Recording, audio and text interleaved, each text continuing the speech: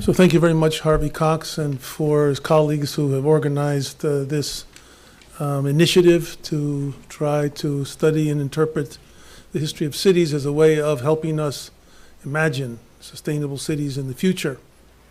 I'm trained as a historian of religions, and what I'd like to do is to combine some personal stories and also some of the scholarship that I've done to suggest a model for the interpretation of cities, at least the traditional cities, cities of the past, and to see if that model and some of the examples that I give can help our conversation along and also respond in part to some of Harvey's questions, which I've just heard.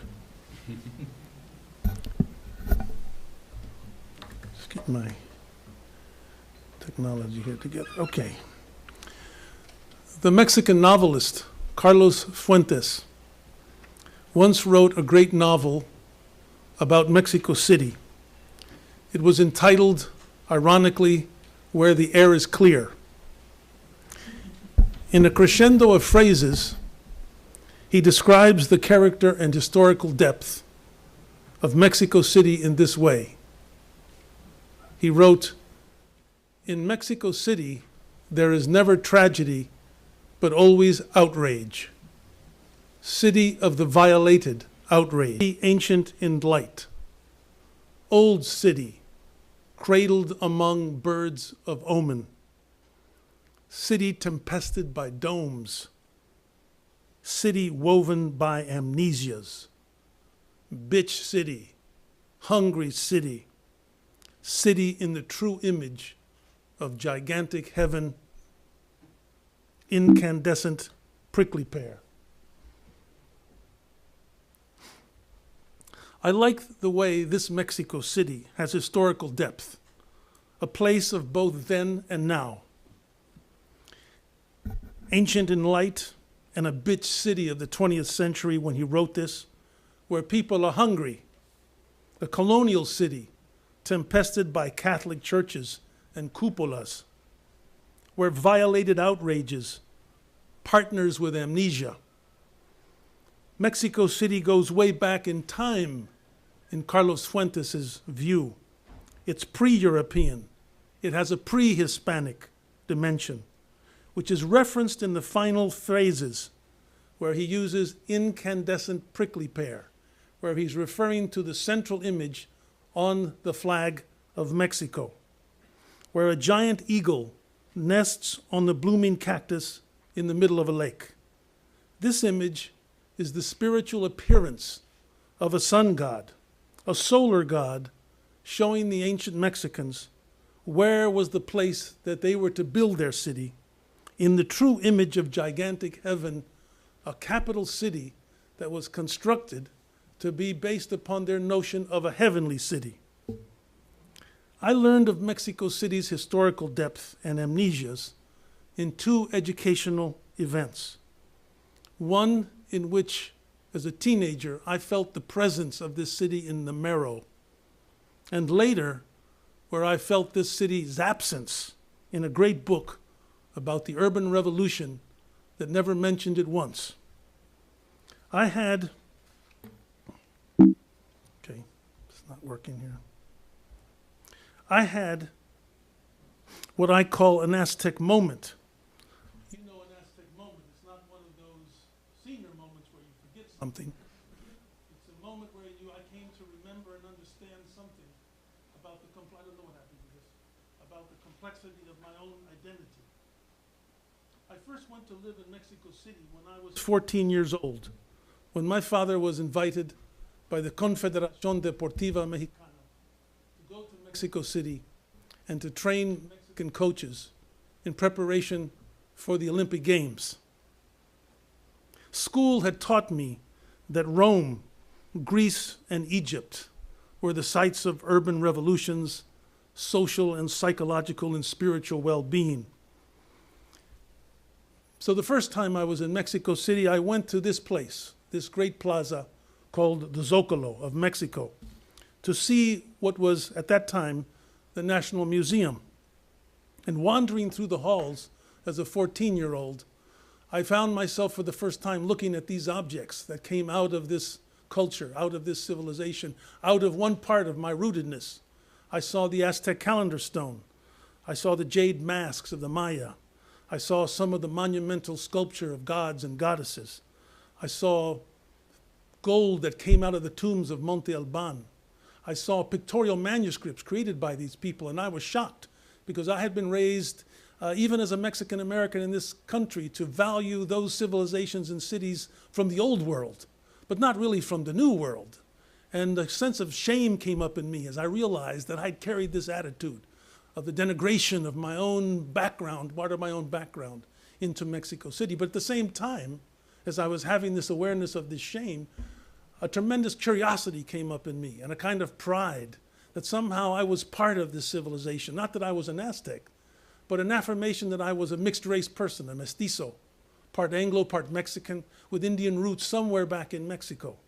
And this gave me a sense that this great city was somehow associated with me, and it was something that I then went on years later to study when I went to the University of Chicago. I came to know that Mexico today had great historical depth, and that at the very place of this great plaza, which I'm sure we need to talk about when we talk about cities, right underneath it were the buildings and the bones of an earlier plaza that was still influencing daily life in Mexico.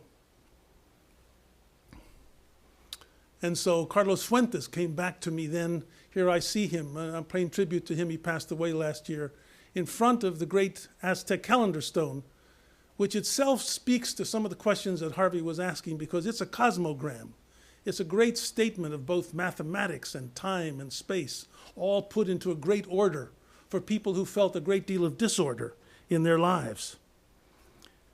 Mexico's urbanism and spirituality came to me again in an experience of absence. And that Aztec moment of the teenage years came back to me when I was entering the PhD program at the University of Chicago's Divinity School. I was studying the rise of cities, and I was mesmerized by this great and famous book by Lewis Mumford, The City in History, Its Origins, Its Transformations, and Its Prospect, which in his words, the book opens with a city that was symbolically a world and closes with a world that has become in many practical aspects a city. Latin America and Mexico were completely left out of this great book and the fame that Lewis Mumford had, for which he apologized, as well as he should have, because here he could write this book about the rise of civilizations. He not only left out Mexico, he left out Palestine, he left out many other parts of the world, saying, well, he didn't have enough experience in those areas to write this book. Mexico City, even in his time, was becoming what it is today, a generative part of the world city that he wanted to understand. But his apology was not enough for me. In my journey through the cities of the world and their struggles to include what we're calling here spirituality and well-being was greatly aided by my work at the University of Chicago with an urban ecologist named Paul Wheatley, who was also the chairman of the Committee on Social Thought. Wheatley wrote a series of magisterial books on Chinese, Japanese, Southeast Asian, Mesoamerican, and Islamic cities. And from him and the history of religions and the anthropologist under his sway, I learned 5 lessons which I want to share with you in the time I have left. The first was, and this was very impressive for me because I had, as I say, gone to Mexico at this time as a teenager with this kind of a sense of confusion about where we had to look to study civilization and cities. And one of the things that Wheatley's work showed was that there were 7 areas in the history of the globe where human beings had participated in what's called primary urban generation. That is the creation of cities without influence from other cities, where people had come together to cooperate and to compete using their ecological complexes, all other kinds of technologies and so forth, to create what we call these cities. And they were northern China, Mesopotamia, Egypt, the Indus Valley, southwestern Nigeria is a debated case, the highlands of Peru, and Mexico. So 2 of the areas where human beings created what we call civilizations came out of the Americas, and I was certainly associated with one of them. This really interested me, and I began to work with Wheatley and others, not only in understanding the rise of civilization and cities and primary urban generation in Mexico, but to do comparative work, to try to find out what were the similarities and dissimilarities, something that's very concerning this group here, the similarities and dissimilarities in the process of primary urban generation. And here you can see an example of that in the Great Pyramid of Teotihuacan. And below, an image from a much later part of Mesoamerican history, a great painting by the Mexican muralist Diego Rivera, who was showing you Mexico City just at the time before the Spaniards came. You see the city in the background. What's in the foreground is a marketplace. Marketplaces are so crucial to the rise of this urban life that we live in. And you see going through the marketplace, carried above the rest of the people, the ruler Moctezuma, the Tlatoani Moctezuma, identified not only in what he's being carried in, but also by his blue diadem. So one of the first things that Wheatley showed me was that primary urban generation had really taken place only in a select areas of the globe, and then it had spread from there, and other people had taken this thing called the city and had adapted it, changed it, often using some of the same patterns of thinking that were in the primary urban generation, but also always changing it in new ways. The second thing that Wheatley taught us, for your consideration, that we're living in a time of the emergence of what he and others called an ecumenopolis. We're living through a time of major transformations in our cities and in the interrelationships between cities, which is all very important. You don't think that what goes on in Boston just goes on in Boston. Boston is tied up with Mexico City. Boston is tied up with Johannesburg. Boston is tied up with Seoul. We're tied up now with all these other cities. So when we want to think about our city, you have to realize that we're part of this worldwide network of cities. Consider this opening paragraph from Wheatley's 1965 seminal essay called City as a Symbol, where he notes that we're living at a culminating period in the history of the city when two cycles of urbanization, the urban revolution, which began over 5,000 years ago, and the industrial revolution of the 18th century, were coming to an end and will merge into a universal city. He wrote, quote, "Now, when the rate of urbanization in industrial communities is tending to decline, at the same time as it's accelerating in most underdeveloped countries, we're approaching a time when not only will all human beings live in terms of the city, but urban dwellers will again be distributed more or less in accordance with the regional population densities. It seems inevitable that by the end of the 21st century, a universal city, Ecumenopolis, will come to comprise a worldwide network of hierarchically ordered urban forms, enclosing only such tracts of rural landscape as necessary for man's survival." Let me say, Wheatley was not necessarily happy about this, but this was the pattern that he saw. Let me add that Wheatley never suggested, in spite of his discovery of some remarkable similarities in the process of primary urban generation, never suggested that they could best be understood ahistorically, or without intensive focus on regional and local characteristics. And he would be skeptical of the idea that we should consider or cultivate the process of the erasure of national characteristics in favor of almost universal adoption of a single modern language in a single repertoire of typologies, as has been suggested by some people recently. Here you have an example just of an area in China where the idea of the ecumenopolis. The idea of the ecumenopolis is, as you'll see in a minute, not only are cities themselves places of social stratification, but there's a social stratification between cities.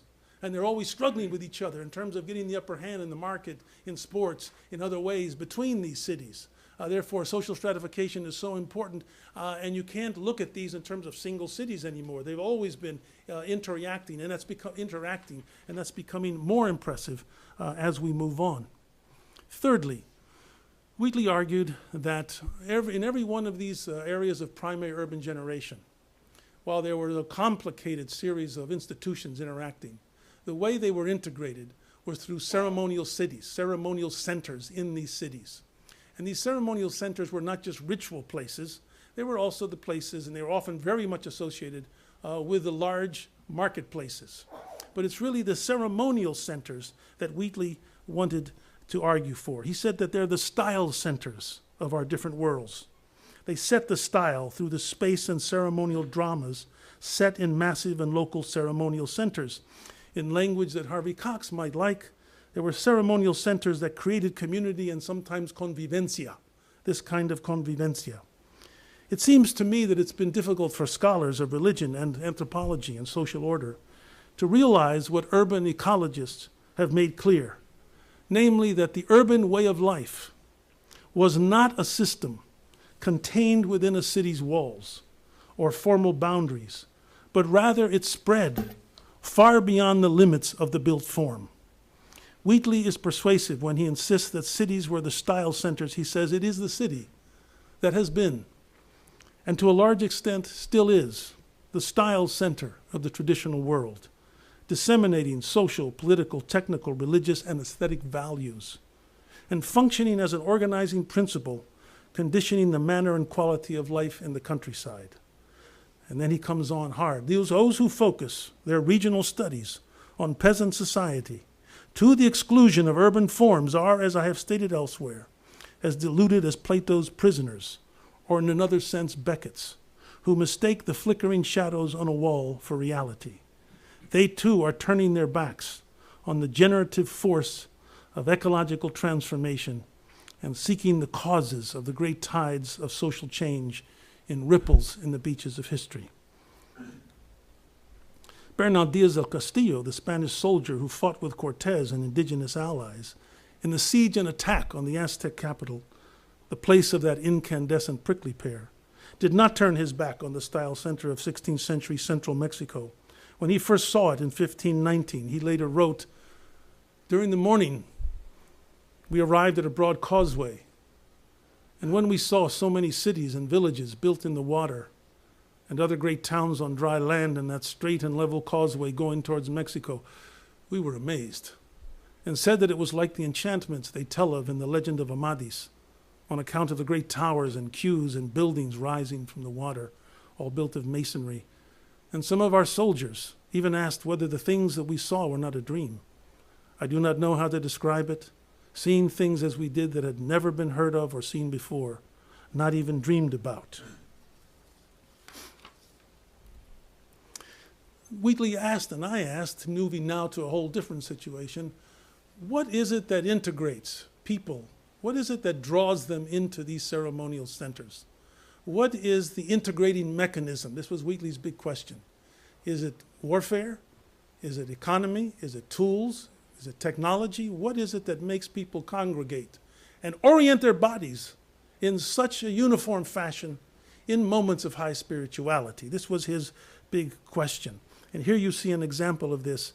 And here's still another one, where again it's a ceremonial center. This is the Great Pyramid to the Feathered Serpent at Chichen Itza. This is not actually a religious ritual. Well, maybe it is. This is the appearance, in the equinox of the Feathered Serpent coming down the stairway because of the way the sun was cast upon the stairway. And these people have all gathered, 25, 30,000 people, just to witness this today in our new age. But still, we have one of Wheatley's big points. These places have centripetal power. They have a way of magnetizing and drawing people there. And once they come to these places, their mind gets changed, their attitudes get altered. And when they go back out, something has happened to them because they have come into the ceremonial center. Here, you see it. I'll move on here because what I am trying to suggest here about these ceremonial centers is that point 4 is that what was so crucial, at least in the 7 areas of primary urban generation that Wheatley examined in his book called The Pivot of the Four Quarters, or Preliminary Inquiry into the Origins and Nature of the Ancient Chinese City, was what he called cosmomagical thinking, or what is now called Cosmovision, at least in Mesoamerican studies.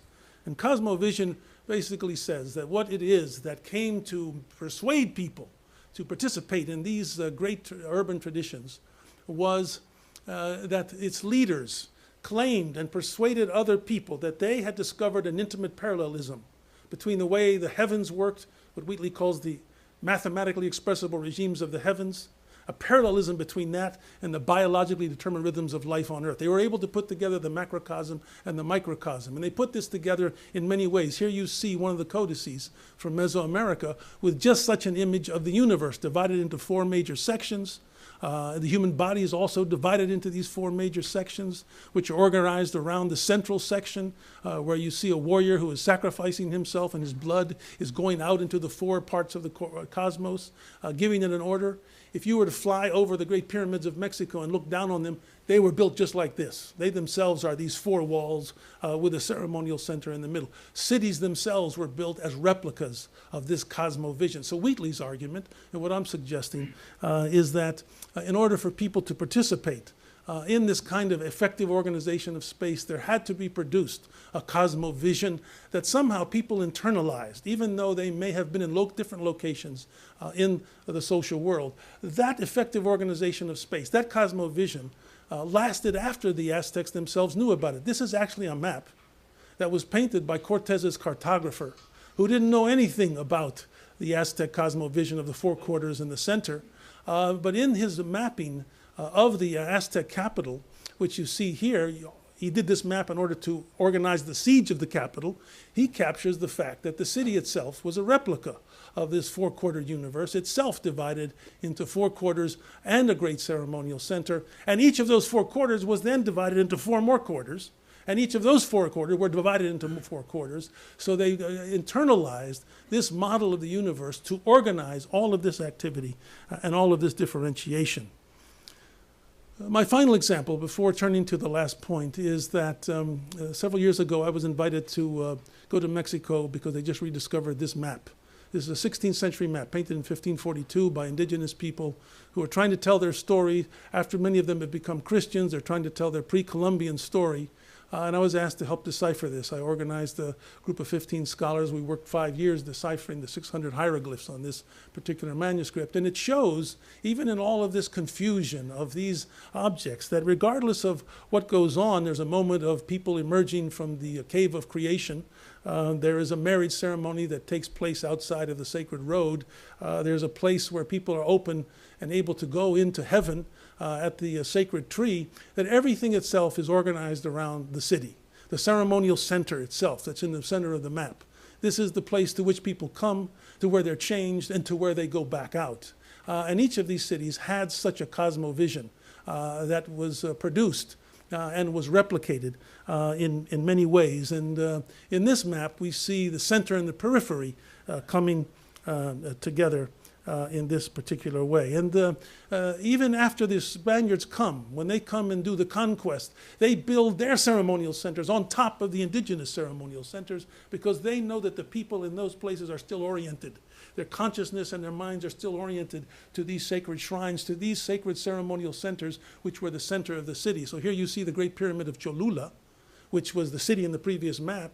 And on top of it is now the great Catholic shrine dedicated to Our Lady of the Remedies. So there is a continuity of these sacred places, these sacred centers, even after the content of the cosmovision itself has been changed. My final point, and Wheatley's final point, which creates a problem, I think, for us, is that in his view, social stratification in the past emerged from many interactive social processes, but the key transformation in human organization was in the rise of permanent social stratification, and that is the nature of cities.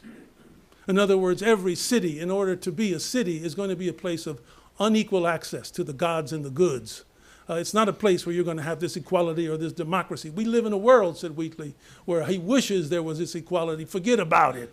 You're not going to have it in cities, because cities by their very nature and structure and ways of being are about social stratification. They are about class differences. Wheatley says that in China, when he saw what it took for the first cities to be created, quote, it signified for the first time in human history, the history of the world, the sundering of the populace at large from direct access to supernatural power, at the same time that it deprived the people en masse of participation in political decision-making. In other words, the populace had been alienated from the loci of both sacred and secular power. This is a profound point that perhaps we can debate, namely that social stratification or class conflict is endemic to all cityscapes, Latin American, traditional, colonial, modern, or postmodern. Let me just come to a close, pass the microphone on to someone else with this passage. In anticipation of present and the future discussions, I'd like to end with this passage from one of the great American novelists of the city, a passage that takes us back to Carlos Fuentes' Bitch City, Hungry City, city in the image of gigantic heaven. The writer is Thomas Wolfe. The novel's called Time and the River, describing his return to New York City, or is it Boston in this passage? Because he went here to Harvard and wrote this novel about his time, partly at Harvard. This is what he says about coming back to the city after being away. And the image of the city was written on his heart, was so unbelievable that it seemed to be a fiction, a fable, some huge dream of his own dreaming. So unbelievable that he did not think he should find it when he returned, yet it was just the same as he remembered it. He found it the instant he came out of the station, the tidal swarm of faces, the brutal stupefaction of the street, the immense and arrogant blaze and sweep of the great buildings. It was fabulous and incredible, but there it was. He saw again the million faces, the faces dark and dingy and driven, harried and corrupt, the faces stamped with all the familiar markings of suspicion and mistrust, cunning, contriving, and the hard and stupid cynicism, the eyes glittering and toxic with unnatural fires of privilege and power. They were all there as he remembered them, swarming along forever on the pavements, moving in tune to that vast central energy filled with the city's life as with a general and dynamic fluid. And incredibly, these faces he'd seen a million times now seemed to be touched by this magic of now and forever, this strange and legendary quality that the city had, and to belong themselves to something fabulous and enchanted. The people seemed to be fixed in something classic and eternal. And the magical and shining air, the strange, subtle, and enchanted weather was above them, and the buried men were strewn through the earth on which they trod, and a bracelet of great tides was flashing round them, and the enfabled rock on which they swarmed swung eastward in the marches of the sun into eternity, and was masted like a ship with its terrific towers, and was flung like a lion's port between its tides into the very maw of the infinite, all-taking ocean, and exultancy and joy rose with a cry of triumph in his throat because he found it wonderful. Well, I'm looking forward to further conversations with my colleagues and with you. Thank you.